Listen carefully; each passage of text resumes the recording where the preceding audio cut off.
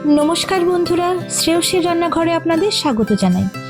আজ আমি চিকেনের যে প্রিপারেশনটা করব, এটা রুটি, পরোটা, নানের সঙ্গে খুব ভালো যাবে। আর রান্নাটাতে ঝামেলাও খুব একটা নেই। তো চলুন বন্ধুরা, আমরা রান্নাটা দেখে নিই। আমি প্রথমে কড়াইতে 5 থেকে 6 চামচ তেল নিয়ে নিলাম।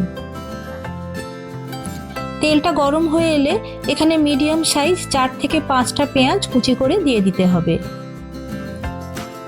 পেঁয়াজটা দিয়ে ভালো করে ভেজে নিতে হবে।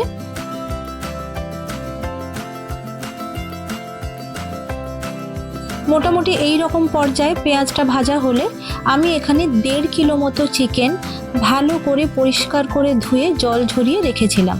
অবশ্যই জলটা খুব ভালো করে ঝরাতে হবে। দিয়ে এরপর আমি চিকেনটা ওর মধ্যে দিয়ে পেঁয়াজের সঙ্গে চিকেনটাকে ভালো করে ভেজে নেব। যদি চিকেনে একটুও জল থেকে যায় তাহলে কিন্তু চিকেনটা ভাজা ভাজা যে ব্যাপারটা আমি চাইছি এই রান্নায়, সেটা হবে না।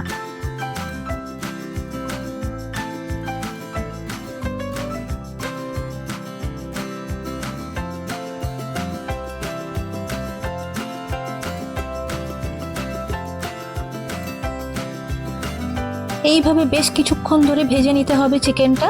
ঠিক এইভাবে দেখুন চিকেনটা হালকা ভাজা ভাজা মতন হয়ে যাবে।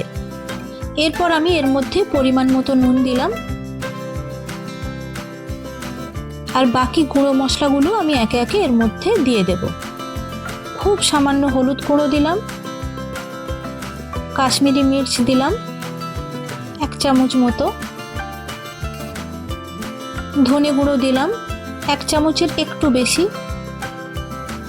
জিরে গুঁড়ো 1 চামচের একটু বেশি দিয়ে দিলাম, গোলমরিচের গুঁড়ো দিলাম 1 চামচ।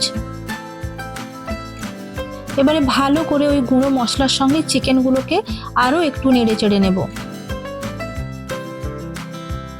যেহেতু আমি চিকেনটাতে জলটা খুব ভালো করে ঝরিয়ে রেখেছিলাম, সেই জন্য দেখুন চিকেন থেকে খুব একটা জল কিন্তু বেরোয়নি।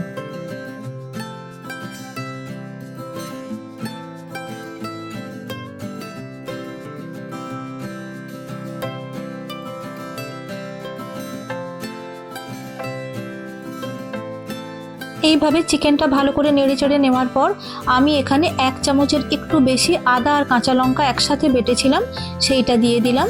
আর 1 চামচ রসুন বাটা দিলাম।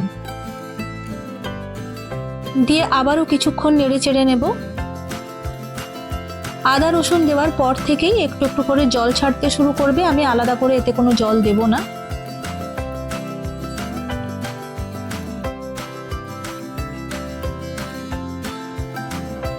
এরপর আমি 4 থেকে 5 চামচ টক দই এর মধ্যে দিয়ে দিলাম। টক দইটা দেওয়ার পরেই কিন্তু জলটা ছাড়তে শুরু করবে।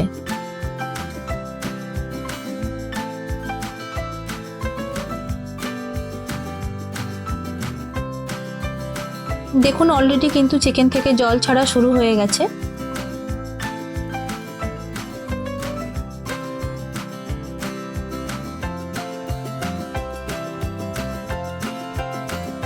গ্যাসের ফ্লেমটা কিন্তু এই সময় হাই ফ্লেমেই রাখতে হবে। রান্নাটা এইভাবে কষতে কষতেই হয়ে যাবে। মোটামুটি চিকেন প্রায় সেদ্ধ হয়ে এসছে। এরপর আমি সামান্য চিনি দিয়ে দিলাম।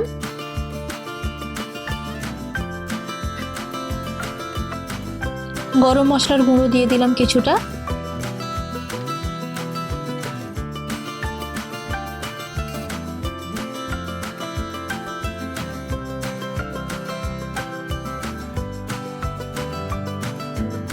সব শেষে আমি এখানে 15টা মতো কাজু আর 1.5 চামচ মৌরি একসাথে বেটে নিয়েছিলাম, সেইটা এর মধ্যে দিয়ে দিলাম। দিয়ে ভালো করে বেশ কিছুক্ষণ ফুটিয়ে নেব। যেহেতু আমি মৌরি বাটা দিয়েছি, সেই জন্য আমি ধনে পাতা বা কসুরি মেথি কোনোটাই দিলাম না। তাতে কি হবে, মৌরির গন্ধটা কিন্তু পাওয়া যাবে না। এইভাবে বেশ কিছুক্ষণ ফুটিয়ে নিয়ে ঝোলটা একটু ঘন করে নিতে হবে।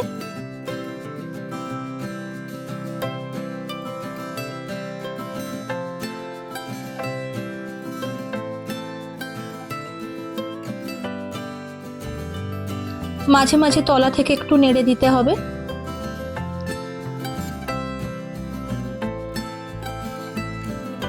মোটামুটি ঝোলটা ঘন হয়ে এসছে। এবারে ওপর থেকে আমি কাঁচা লঙ্কা ছড়িয়ে দিলাম।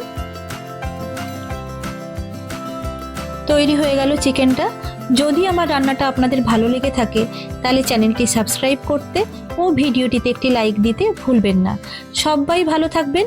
ধন্যবাদ।